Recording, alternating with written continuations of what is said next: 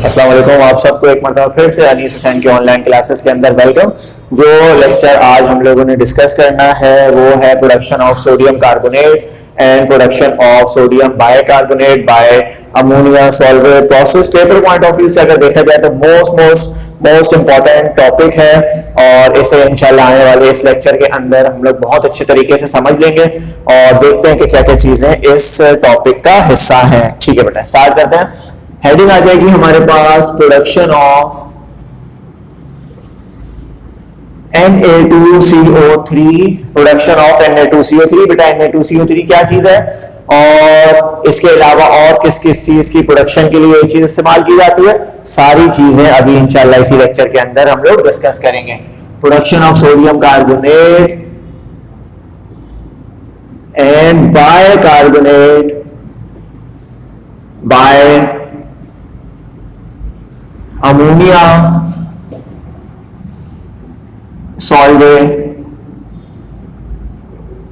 Process. ठीक है बेटा, क्या चीज है हमारे पास? Production of sodium carbonate and bicarbonate by ammonia solvate process. अच्छा देखें, सबसे पहले इस टॉपिक को स्टार्ट करने से पहले मैं आपको ये चीज बता दूं कि पेपर में किस तरीके से सवाल पूछा जा सकता है। पेपर के अंदर बेटा वो आपसे इस तरीके से पूछ सकते हैं कि आप वॉशिंग सोडा कैसे बना सकते हो अमोनिया सॉल्वेट प्रोसेस से। तो बेटा आपको वॉशिंग सोडा का फॉर्मूला पता होना चाहिए, Na2CO3.10H2O, पहली बात। दूसरी चीज है बेटा सोडा ऐश। सोडा ऐश होता है Na2CO3। आपको ये भी कह सकते हैं कि आप सोडा ऐश की फॉर्मेशन करें और सोडा ऐश की फॉर्मेशन किस तरीके से होगी? अमोनिया सॉल्वेट प्रोसेस के थ्रू ही होगी। और वॉशिंग सोडा का भी नाम लिया जा सकता है industrial preparation of sodium carbonate, industrial preparation of soda ash, या फिर industrial formation of baking soda. बेटा बेकिंग सोडा होगा NaHCO3। सोडियम हाइड्रोजन कार्बोनेट की भी फॉर्मेशन इस पैटर्न के ऊपर की जा सकती है। या तो आपसे वो कहेंगे कि वॉशिंग सोडा की फॉर्मेशन कर लें, या फिर आपसे कहा जाएगा कि आप प्रोडक्शन करें सोडा ऐश सोडियम कार्बोनेट। या दूसरी बात हमारे पास यहाँ पे ये है कि baking soda sodium hydrogen carbonate की किस तरीके से फॉर्मेशन की जा सकती है। इसके डायग्राम भी आसान से बुक से ड्रॉ करना चाहे बुक से ड्रॉ करके, बाकी यहाँ पे इस लेक्चर के अंदर भी मैं आप लोगों को डायग्राम इसकी ड्रॉ करके बता दूंगा। सबसे आसान तरीका ये है कि हम सबसे पहले इसके स्टेप्स जान लें और उसके बाद इसकी डिटेल्स को समझें। तो पहले मैं यहाँ पे रॉ मटेरियल मेंशन कर दूं। बेटा रॉ मटेरियल क्या चीज होती है? रॉ मटेरियल ऐसा तमाम सब्सटेंसेस होते हैं, वो तमाम मटेरियल होता है जो कि इस प्रोसेस के अंदर हमारे पास यहाँ पे यूज होगा। तो सबसे पहली चीज यहाँ पर हमारे पास यूज हो रही होती है बेटा, वो है हमारे पास कैल्शियम कार्बोनेट। सबसे पहली चीज हमारे पास क्या है यहाँ पे? Calcium carbonate. और इस कैल्शियम कार्बोनेट को नाम दिया जाता है लाइमस्टोन का। क्या नाम देते हैं बेटा इसको? लाइमस्टोन का नाम दिया जाता है कैल्शियम कार्बोनेट को, CaCO3, लाइमस्टोन मतलब चूने का पत्थर है ये हमारे पास। दूसरी चीज जो यहाँ पर यूज करेंगे वो होगा कॉमन सॉल्ट और इसे बोला जाता है सोडियम क्लोराइड। तो दूसरा जो रॉ मटेरियल यहाँ पे इस्तेमाल होगा वो है सोडियम क्लोराइड। पहली चीज जो यूज कर रहे होंगे वो है कैल्शियम कार्बोनेट चूने का पत्थर, दूसरी चीज सोडियम क्लोराइड है, कॉमन सॉल्ट या रॉक सॉल्ट या फिर इसको टेबल सॉल्ट का भी नाम दिया जाता है। थर्ड यहाँ पे एक गैस इस्तेमाल की जाएगी which is known as ammonia gas, NH3 इसका मॉलिक्यूलर फॉर्मूला है। ये भी हम यहाँ पर इनिशियल स्टेजेस में इस्तेमाल करेंगे। शुरू में हम अमोनिया गैस इस सिस्टम को प्रोवाइड करेंगे। जैसे जैसे आपके पास प्रोडक्शन होना शुरू हो जाएगी सोडियम कार्बोनेट की, तो वैसे वैसे हमारे पास बाय प्रोडक्ट में अमोनिया गैस भी बनेगी और उस अमोनिया गैस को हम यूटिलाइज कर लेंगे। किस तरीके से? अच्छा, और दूसरा वाटर भी इस्तेमाल हो रहा होता है, तो वाटर को मेंशन करें ना करें वो एक ही बराबर है। तो मेन कौन कौन सी चीजें हैं आपके पास? कैल्शियम कार्बोनेट है, सोडियम क्लोराइड है, अमोनिया है, और इसके साथ जो लास्ट हमारा एक स्टेप होगा रिकवरी ऑफ अमोनिया के नाम से, उसके अंदर भी एक मटेरियल हम लोग इस्तेमाल करते हैं और वो एक मटेरियल होता है बेटा अमोनिया। क्लोराइड, इसको बोला जाता है अमोनियम क्लोराइड। तो किसी भी चीज की अगर आप प्रोडक्शन करवाना चाहते हैं तो उसके लिए आपको कुछ केमिकल्स चाहिए होंगे, कुछ चीजें आपको लाजमी उस प्रोसेस में चाहिए होंगी। तो यहाँ पे हमारे पास ये कुछ 4-5 चीजें हैं जो कि हमें इसके अंदर रिक्वायर्ड है। बाकी वाटर है, वाटर इसके अंदर सोल्यूशन बनाने के लिए इस्तेमाल किया जाता है। चलिए देखते हैं। अब इसके बाद जो इसके स्टेप्स हैं, बेटा स्टेप्स क्या क्या हैं वो देख लेते हैं। स्टेप्स के अंदर सबसे पहला स्टेप जो मैं आपकी आसानी के लिए इसके अंदर ऐड कर रहा हूं वो है फॉर्मेशन ऑफ ब्राइन। सबसे पहला स्टेप बेटा इसके अंदर मैं आप लोगों के लिए लेकर आया हूं वो है फॉर्मेशन ऑफ ब्राइन। वैसे हमारे पास जो इसका पहला स्टेप कंसीडर किया जाता है वो है अमोनिएशन ऑफ ब्राइन, लेकिन हमारे पास बहुत से स्टूडेंट्स ऐसे हैं जिनको अभी ब्राइन का नहीं है। तो ब्राइन जो होता है बेटा वो बेसिकली सैचुरेटेड सॉल्यूशन होता है NaCl का। तो इसके अंदर मैं स्टेप नंबर 1 ऐड करवाता हूं। स्टेप नंबर 1 आप इसको कह सकते हो स्टेप नंबर 1। बाकी याद आप लोग नोट्स में से करोगे, लेकिन कुछ चीजें जो समझने से ताल्लुक रखती है वो मैं यहाँ बहुत अच्छे से डिटेल में आप लोगों को करवा रहा हूं। देखिए बेटा स्टेप नंबर 1 है फॉर्मेशन ऑफ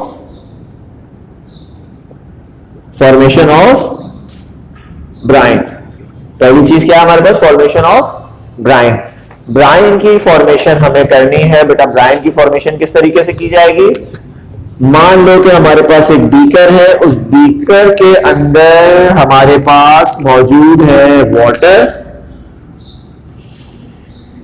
ठीक है बेटा, एक बीकर है और उस बीकर के अंदर हमारे पास मौजूद है वाटर। और हमने क्या काम किया? हमने काम कुछ इस तरीके से किया कि इसके अंदर हमने डिसॉल्व करवा दिया यहां पर सॉल्ट। और कौन सा सॉल्ट बेटा इसके अंदर डिसॉल्व करवाया? हमने इसके अंदर डिसॉल्व करवा दिया सोडियम क्लोराइड। हमने इसके अंदर बेटा कौन सा सॉल्ट डिसॉल्व करवा दिया? सोडियम क्लोराइड हमने इसके अंदर डिसॉल्व करवा दिया। ये आपके पास है बेटा वाटर, और हमने इसके अंदर क्या डिसॉल्व करवा दिया? NaCl डिसॉल्व करवा दिया। तो जो सैचुरेटेड सॉल्यूशन होता है NaCl का, उस सैचुरेटेड सॉल्यूशन ऑफ NaCl को बोला जाता है ब्राइन। तो बेटा अब ये हमारे पास जो चीज बन चुकी है फाइनली, बेटा इस चीज को क्या नाम दिया जाएगा? ये जो चीज हमारे सामने बन के आई है this is known as brine. इसको बोला जाएगा brine. Saturated solution of NaCl is known as brine. तो ये पहली चीज हमारे सामने बनकर आ चुकी है। बेटा दूसरी चीज इसके अंदर क्या होगी? Step number 2।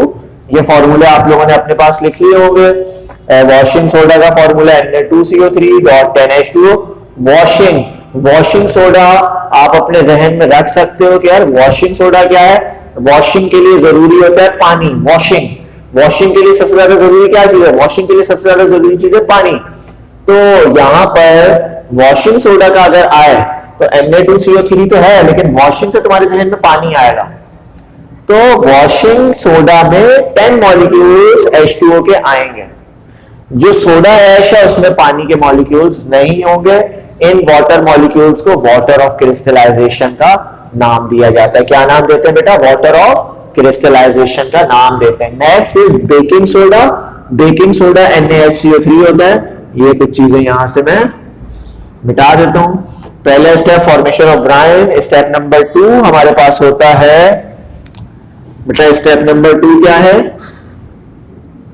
कार्बोनेशन ऑफ, नहीं, स्टेप नंबर 2 है ammoniation of brine. Step number 2 is ammoniation of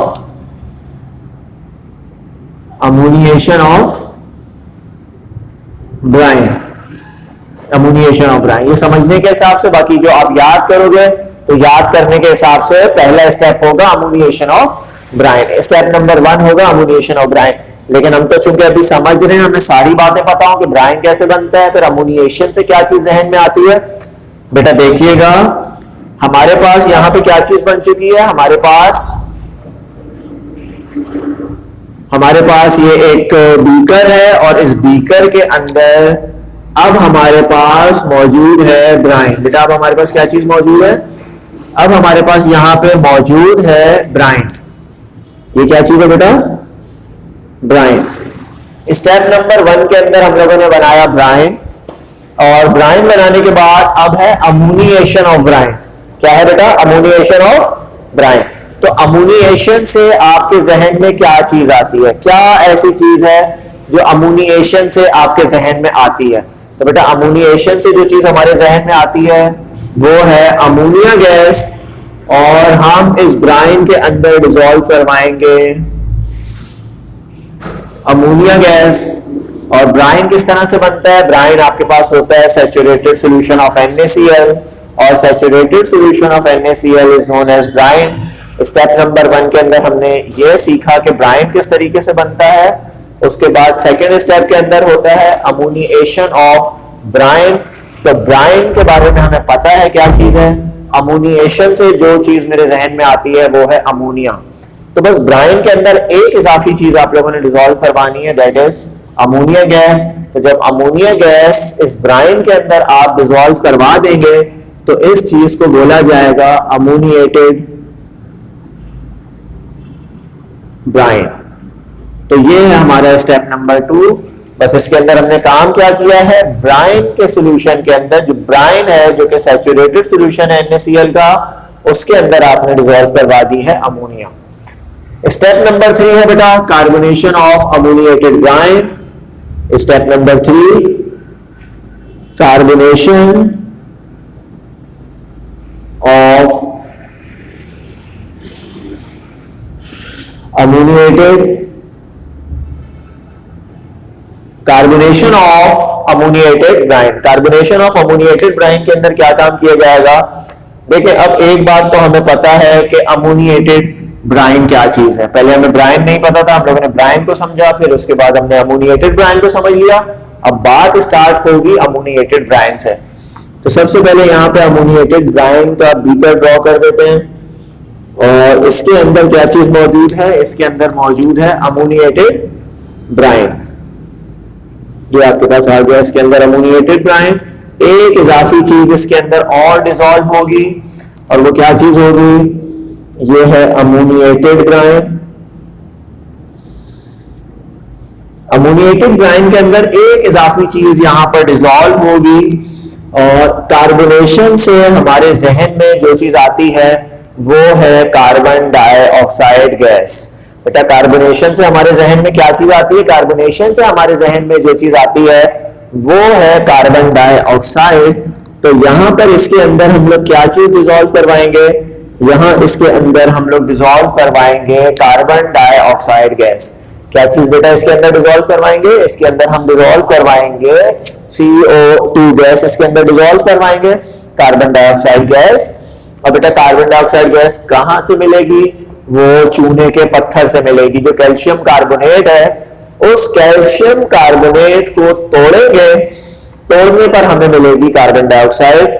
तो जो रॉ मटेरियल था जिसके अंदर लिखा हुआ था बेटा CaCO3, और CaCO3 को अगर आप डिकम्पोज करोगे तो डिकम्पोज करने पर आपको मिल जाएगा कैल्शियम ऑक्साइड, और दूसरी बात यहां से मिलेगी कार्बन डाइऑक्साइड।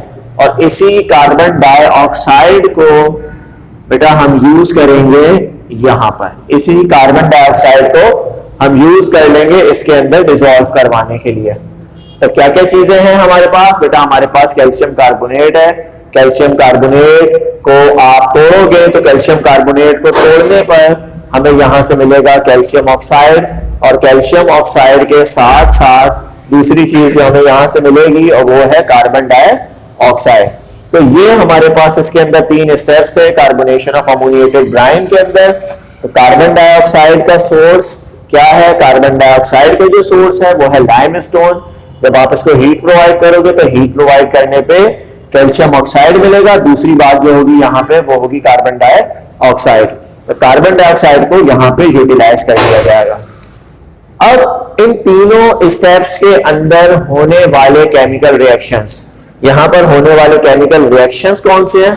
उन केमिकल रिएक्शंस का हम जायजा ले लेते हैं कि कौन कौन से केमिकल रिएक्शंस यहां पर इसके अंदर हो रहे हैं। चलिए ठीक है, देखते हैं इसको कि केमिकल रिएक्शंस हमारे पास कौन कौन से हो रहे हैं। स्टेप नंबर 1 के अंदर हमारे पास फॉर्मेशन ऑफ ब्राइन है। स्टेप नंबर 2 के अंदर हमारे पास अमोनिएशन ऑफ ब्राइन है, और स्टेप नंबर 3 के अंदर है कार्बोनेशन ऑफ अमोनिएटेड ब्राइन। अब इसके अंदर होने वाले केमिकल रिएक्शंस देखते हैं कि कौन कौन से केमिकल रिएक्शंस यहां पर हमारे पास इसमें हो रहे हैं। बेटा step number 1 formation of Bryan के नाम से हम लोगों ने मेंशन किया। स्टेप नंबर 2 हमने मेंशन किया अमोनिएशन ऑफ ब्राइन के हवाले से। फिर स्टेप नंबर 3 में कार्बोनेशन। तो देखिए बेटा किस तरीके से हमारे पास है यहां पर मौजूद ये रिएक्शंस। मैं इसके अंदर होने वाले रिएक्शंस आप लोगों के सामने मेंशन कर रहा हूं कि जो यहां पर हमारे पास ये जो 3 स्टेप्स 2 स्टेप्स हम लोगों ने करवाए हैं इसके अंदर केमिकल रिएक्शंस कौन से हो रहे हैं बेटा ये देखिएगा। अमोनिया का रिएक्शन अगर कार्बन डाइऑक्साइड और वाटर के साथ करवा दिया जाए तो बेटा इसके रिजल्ट में हमारे पास क्या चीज बनती है, यहां पर बनता है अमोनियम कार्बोनेट। क्या चीज बनेगी बेटा, ammonium carbonate.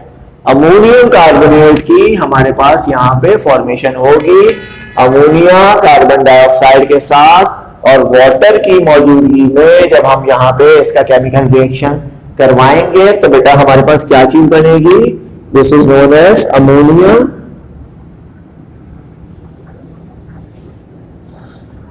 Carbonate. This is known as ammonium carbonate. तो बेटा ये क्या चीज है, ये है हमारे पास अमोनियम कार्बोनेट। तो पहली चीज हमारे पास ये अमोनिया कार्बन डाइऑक्साइड और वाटर। दूसरी बात यहां पर है अमोनियम कार्बोनेट। अच्छा अभी ये फर्दर रिएक्शन करेगा अमोनियम कार्बोनेट। बेटा ये अमोनियम कार्बोनेट किसके साथ रिएक्शन करेगा, अमोनियम कार्बोनेट दोबारा से कार्बन डाइऑक्साइड और वाटर के साथ रिएक्शन परफॉर्म करेगा और इस रिएक्शन के रिजल्ट में हमारे पास बन जाएगा ammonium hydrogen carbonate. Ammonium hydrogen carbonate की फॉर्मेशन होगी। अगर आप इसके ऊपर चार्जेस मेंशन करना चाहें तो इसके ऊपर प्लस चार्ज आ जाएगा, इसके ऊपर माइनस चार्ज आ जाएगा। ठीक है बेटा, इसके ऊपर प्लस चार्ज आएगा, इसके ऊपर माइनस चार्ज आएगा। इसके ऊपर चार्ज होता है +1, इसके ऊपर चार्ज होता है -2। चार्जेस ना भी लगाएं तो भी कोई इश्यू किसी किस्म का नहीं है। यहां पे हमारे पास बना है ammonium. Ammonium is having positive और हाइड्रोजन कार्बोनेट के ऊपर चार्ज होता है हमारे पास नेगेटिव।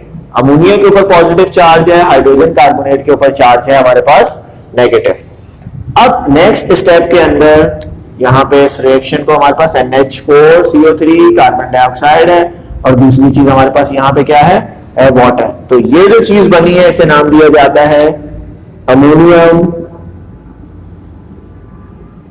हाइड्रोजन कार्बोनेट का भी नाम देते हैं, या फिर दूसरा नाम इसका ammonium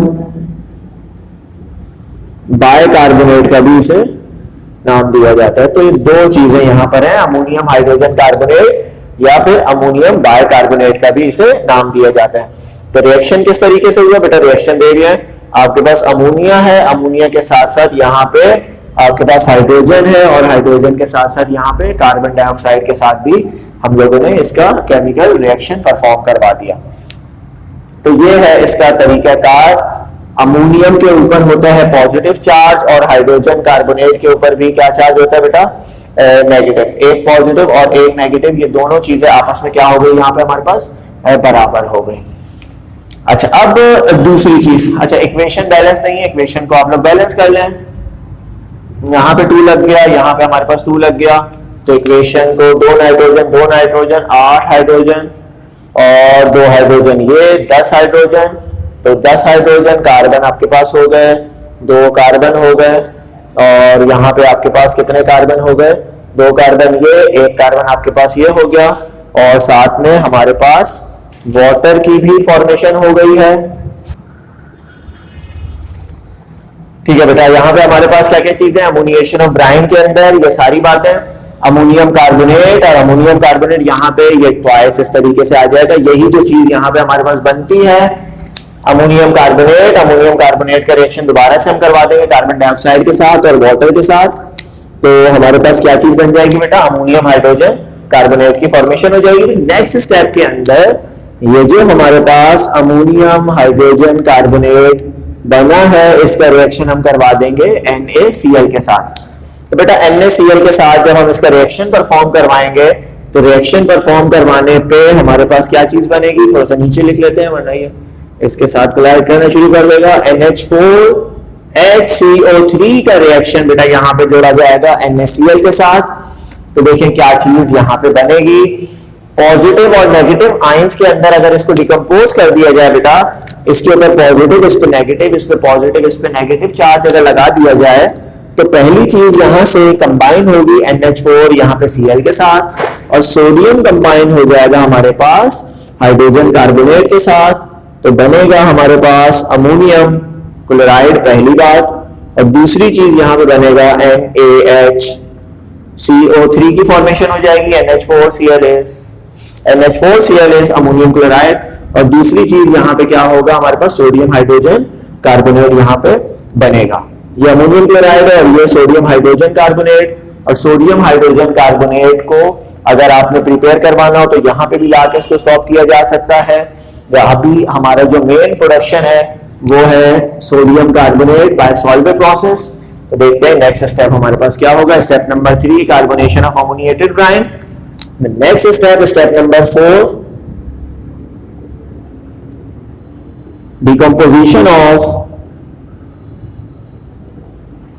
decomposition of sodium bicarbonate to sodium carbonate, decomposition of sodium hydrogen carbonate to sodium carbonate। Second last step के अंदर हम लोगों ने इन दो चीजों का जब रिएक्शन परफॉर्म करवाया तो इसके रिजल्ट में आपके पास अमोनियम क्लोराइड भी बना और दूसरी चीज यहाँ पे सोडियम हाइड्रोजन कार्बोनेट की भी फॉर्मेशन हुई। ये रिएक्शन हमारे पास हाईली एक्सोथर्मिक रिएक्शन है, और जब हाईली एक्सोथर्मिक रिएक्शन होता है तो वहां पर सॉल्यूशन जो है वो हीट अप हो जाता है, और सॉल्यूशन हीट अप होने से जो सॉल्ट की फॉर्मेशन होती है वो वाटर के अंदर डिसॉल्व होना शुरू हो जाता है। तो हमारा यहाँ पे जो मेन प्रोडक्ट है वो है सोडियम हाइड्रोजन कार्बोनेट, और हम ये चाहते हैं कि ये वाटर के अंदर ना डिसॉल्व हो।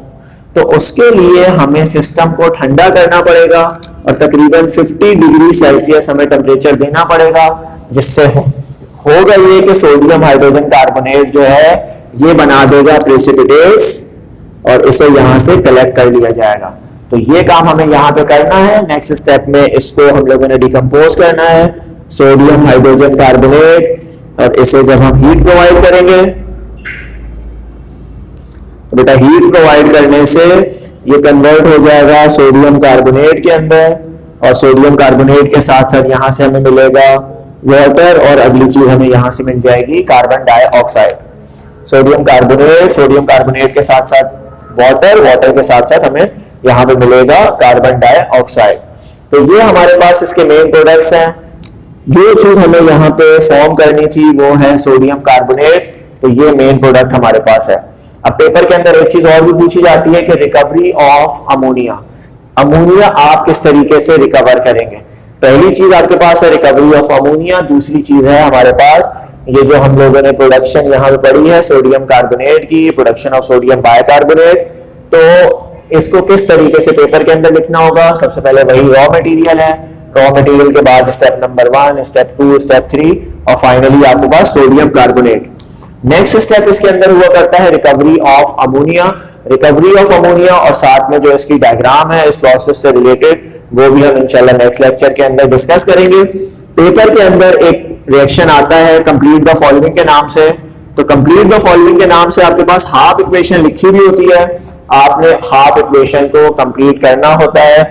सोडियम हाइड्रोजन कार्बोनेट पेपर के अंदर लिखा हुआ आएगा और आपने इसको हीट प्रोवाइड करके ब्रेक करना है। ब्रेक किस तरह से करोगे, सोडियम कार्बोनेट के अंदर, साथ में आपके पास वाटर, और तीसरी चीज यहाँ से हमें मिलेगी वो होगी कार्बन डाइऑक्साइड।